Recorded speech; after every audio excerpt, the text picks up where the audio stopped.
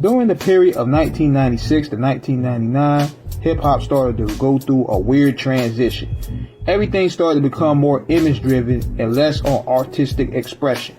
Puff Daddy and Bad Boy, with their commercial-friendly, sample-driven imagery, dominated all of 1997, forcing the hip-hop industry to transform from gritty to pretty. Hip-hop was no longer about lyricism, it was about who had the most money. Puff was seen as the antichrist of hip-hop pursuits, and this forced many artists to pretty much compromise to stay relevant.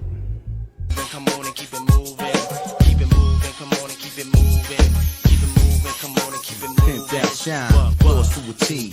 Ask yourself, can you ball like me? It's nothing that an amateur could try to see. Even hosts with the most step carefully. Around me, abide by the rules, you know. Disturb my groove and you got to lay low. Geronimo a habit in the cut, hawk tie.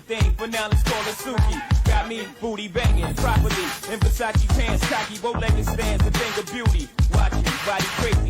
Burn like Nathan Foxy, not lazy. Truly reasonable. There was an audience out there that felt alienated by the industry, radio, magazines, and even the mindset of the direction of hip-hop, period. And that was the audience that appreciated underground lyricists. This was a lane Jared Meyer, Brian Bratner, and James Murdoch wanted to tap in when they formed Rawkus Records in 1996. Rawkus started by selling 12-inch vinyls and release of music punk acts. But it was hip-hop, which was becoming more of a face of monoculture. They knew they had to readjust the direction and find rappers that not only were superiorly skilled, but also had the ability to sell records. And this is where they added Mos Def and Talib Kweli, formerly known as Black Star, at the label's first signees. The tenements, cause all my Brooklyn residents, all the heavy regiments, don't believe, hear the evidence. We're Brooklyn. See that? Buy the ticket, all can believe that. From where they send the yacht to where the police react. Talib Kweli, equality, you tell them what we be at. Brooklyn, New York City, where they paint murals of Biggie and cash we trust, cause this ghetto fabulous life look pretty. What a pity, blunts are still 50 cents, it's intense. Street sense is dominant, can't be covered with incense. My presence felt, my name is Kweli from the eternal reflection.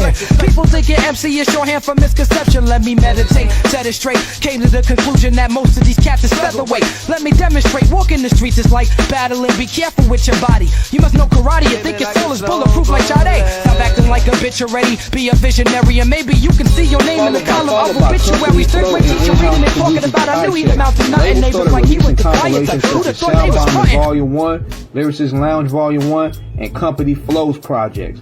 The compilations were done to showcase the nicest rappers of the underground, as well as giving light to veterans such as R.A. the Rugged Man, Kool Keith, Adolf the Assassin, and Thurston Howard III.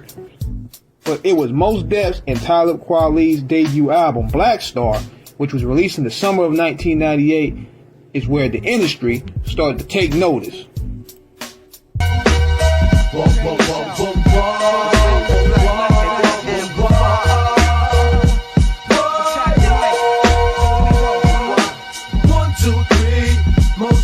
Talib Kweli, we came to rock it on to the tip top. Best alliance in hip hop.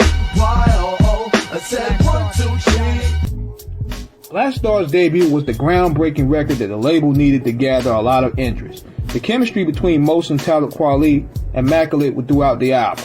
Mos Def's style was conscious, smooth, and fluid. Talib's flow, on the other hand, and brought an element of social consciousness and could complement his boom-bap flow with high-text, distinct production.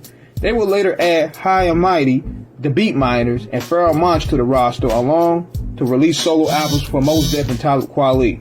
But it was one album and mixtape and soundtrack in particular that would make Rawkus stand out in a league of its own, and also restore the feeling of what is considered to be feel-good hip-hop, and that was Soundbombing 2.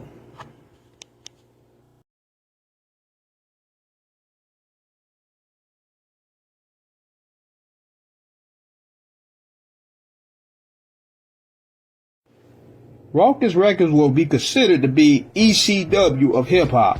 Both of their fan bases had a very anti-establishment attitude.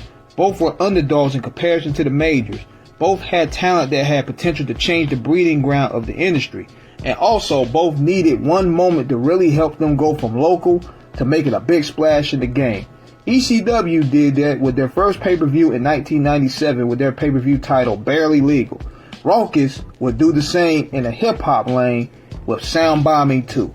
They wanted to fulfill a void that many missed from the labels and radio, and that's young, hungry, unapologetic lyrics that wasn't afraid of rattling the cage. One of them being Eminem. Now, before Eminem became the megastar he is today, he was like very many trying to make it. He was often ignored because he was white. He was goofy. His voice was high-pitched, and his content also was too scary for the mainstream. It was Rawkus who gave Eminem his shot, along with Sway and Tech and Stretch and Bobito in the morning. Eminem, any man, was going to be him going full Slim Shady mode and poking fun at the industry, most notably Puffy and Mace.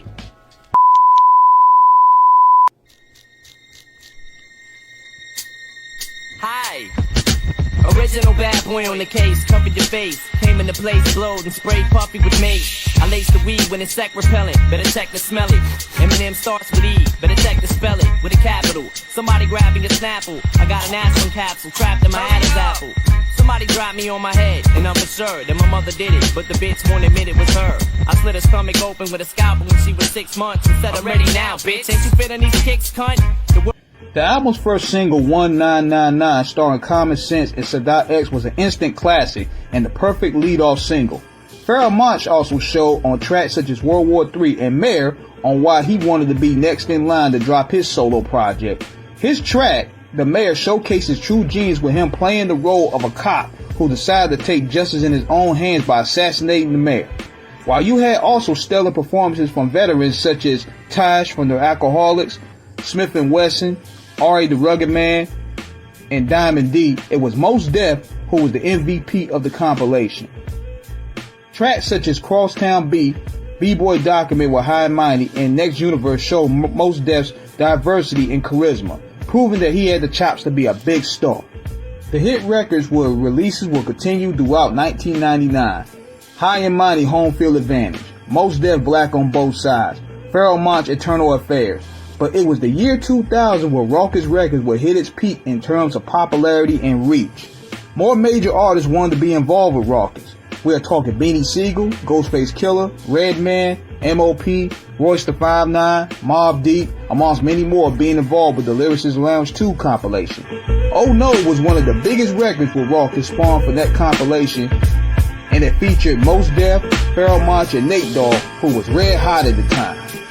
Pour your pride on the rocks, make you swallow the talk. Respect. Oh, no. Look at who they let in the back door. From Long Beach to Brooklyn, they go. We rock from the east to west coast.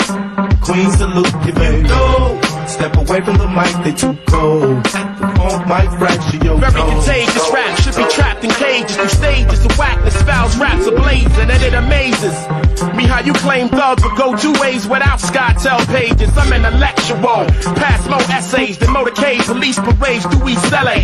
More beef than delays, thus what I vent is just what you lust to fit is eat relay. Hallelujah, Pharhoe Monch do ya, maintain the same frame of mind, screw ya. Lounge 2 project was met with critical acclaim, and it created a great mixture of underground veterans along with established artists, giving Rawkus Records that stamp of reputation that they needed to be the go-to label of the underground. And the hit albums will continue. They will release a posthumous release from Big L, The Big Picture, and Talib, Kweli, and High Tech will release their debut album titled Reflection Eternal, which had one of the biggest records of 2000, The Blast. I bring many blessings with my man High Tech and he from the Natty. We make the sky crash, feel the fly track. Get your hands up like a hijack, fists in the air for money. Keep them there like natural mystic or smoke when the spliff's lit. It's a revolutionary word. They ask me what I'm writing for. I'm writing to show you what we fighting for. Say Talib and Talib. If it's hard, try spelling it phonetically. If not, then just let it be like Nina Simone. You probably don't listen, B. Even when we suffer losses, I count the victory. Sometimes it's far in between. I'm sad to say you got my brain crowded like sunset on a Saturday. I know my son wept cause his dad's away. Stop crying, be strong for your mama is what I had to say to my little man named Mommy. Start the party, my crew hot, feel these 2 shots like the blast from a double barrel shotty. It's got to be your man High Tech and Kweli who. Rawkus Records became a part of the underground renaissance in the late 90s, which was also in line with the neo-soul OK Player Soul Squadron movement. it was a magical time. But sadly, once Rawkus signed a new distribution deal in 2002, instead of it being looked upon as the best move to maximize a new audience, it ended up destroying the movement as we knew it.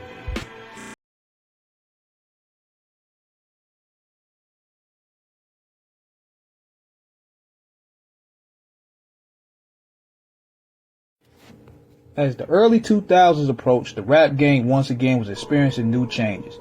The majority of it was caused by the downsizing of many labels, and Rawkus ended up being the victim of that corporate shit.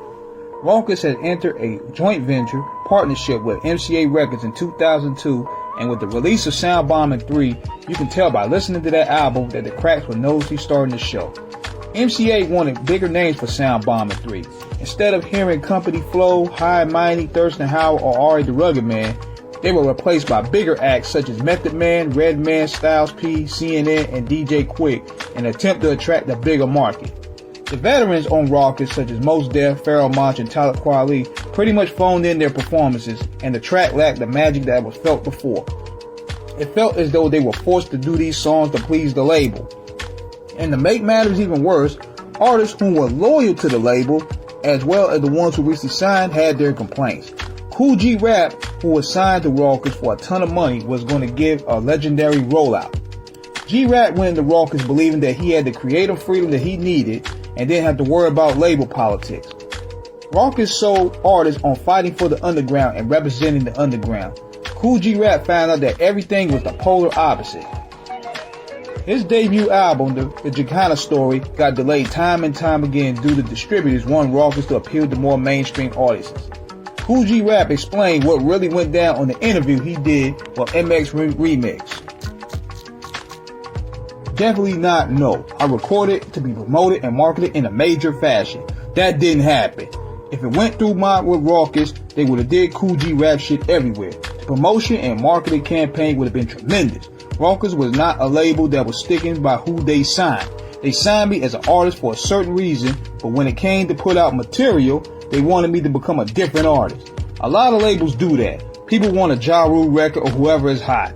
50 Cent came out muscular, so they wanted the last Imperial to get all muscular and show his chest. That's the ish I'm talking about. Whoever's hot at the time, they hop on their dick.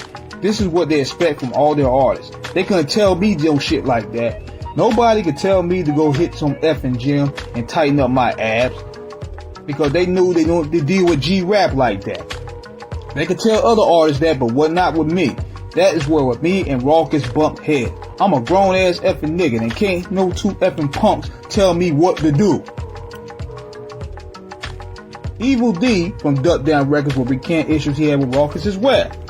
In the final 2 minutes of the interview, he expressed what he believed the label did not last. At the time, Rawkus was about the music. Then, when they started trying to be like Def Jam Records concept, that's what killed them. As a former record clerk, Evil recalls the power of seeing crates containing dividers simply labeled Rawkus. Having witnessed it in Japan, the Black Moon co-founder praises the power of the label's brand. I remember hitting them and being like, yo guys, whatever y'all doing now, keep doing it, because this is what y'all making y'all legendary. As the label expanded radio and commercial success. What happened was they got blinded by the money coming in. All the big music executives had houses in the Hamptons, so Rawkus went and got a house in the Hamptons. I remember when I got my Beat Miners deal with them, they wanted to give me a Rawkus chain, a platinum chain with diamonds on it. I told them, look, if you give me that chain, I'm going to take pictures with y'all here. We're going to ha ha ha, he. As soon as I walk out of here, I'm going to pawn it and go buy records. So I don't think y'all should do this. If you want to give me something, give me money to buy studio equipment. Don't give me a chain, because I don't rock chains like that. At the time, I had a lot of gold chains, but I was rocking that for Black Moon's 2 tables and a mic video shoot we was doing. But the Rawkus dudes, success derailed them. If they would have stayed what they did, they would still be here. Rawkus would still be here, like Duck Down is still here.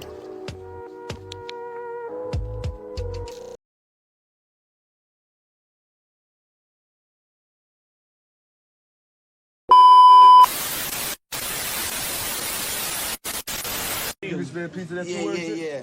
It's 2 words, United States, no love, no breaks, low brow, high stakes, crack smoke, black folks, Big Macs, fat folks, ecstasy capsules, presidential scandals, everybody move. 2 words, most deaf, Kanye, hot shit, calm down, get back, ghetto people got this, game pawn lock shit, gon' pawn cock shit, we don't stop shit, everybody move. 2 words, BKNY, Bed-Stuy, too hard, too hungry, too many, that's why these streets, no game, can't ball, don't play, heavy traffic, 1 lane, everybody move. 2 words, most deaf, K West, hot shit, calm down, get back, ghetto people got this, game pawn lock, gun pawn cock, we don't stop, most in the rock. Hey yo, 2 words, Chi-Town, Southside, worldwide, cause I rep that till I fucking die. 1 neck, 2 chains, 1 waist, 2 gas, 1 wall, 20 plaques, dudes pay, give me that. I am limelight, blueprint, 5 mics, go get his rhyme like, should've been signed twice. Most imitated, Grammy nominated, hotel accommodated, cheerleader prom dated, barbershop player hated, mom and pop bootlegged it. Felt like it rained till the roof caved in. But 2 words, Chi-Town raised me crazy. So I live by 2 words, fuck you, pay me. Screaming, Jesus save me. You know how the game be, I can't let them change me. Cause on Judgment Day, you gon' blame me. Look God, it's the same me. Basically no now, we get racially profiled, cuffed up and hosed down, pimped up and hold down. Plus I got a whole city to hold down. From the bottom, so the top's the only place to go now. Hey, yo.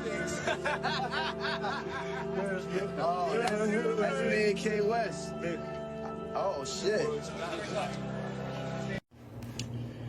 In spite of all the misfires and changes from 2001 to 2002, Talib Kweli's quality ended up being critically acclaimed, and that's due to the hit single Get By, which was produced by a young, hungry, and up-and-coming producer, Kanye West.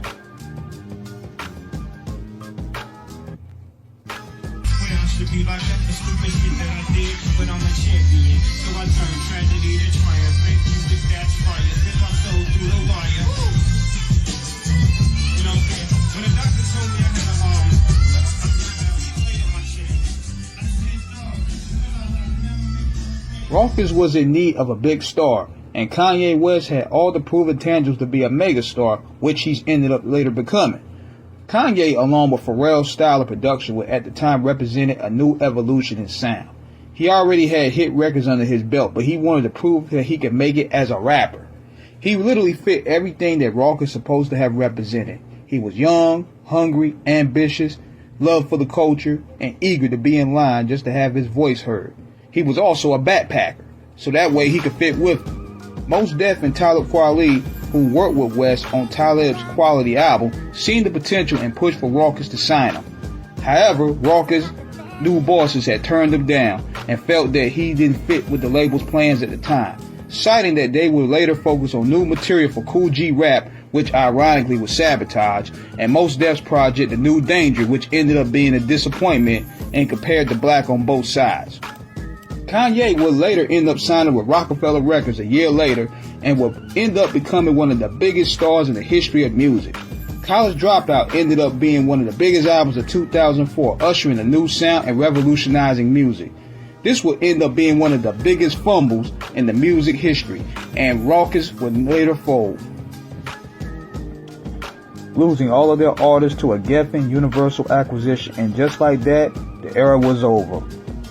Rawkus Records tell with the tale of many young, hungry, ambitious people coming together to create memories and magic that still felt for decades, but eventually fell apart through commerce and corporate greed. Rawkus Records officially shut down its operations for good years later, leaving many what-ifs to this very day, but none can deny the impact musically that they left in hip-hop. The classic albums, the dope artists, bringing energy to a sector of hip-hop that was abandoned. This is what Rawkus Records should be remembered as. This is King Eric signing out, and thank you for watching.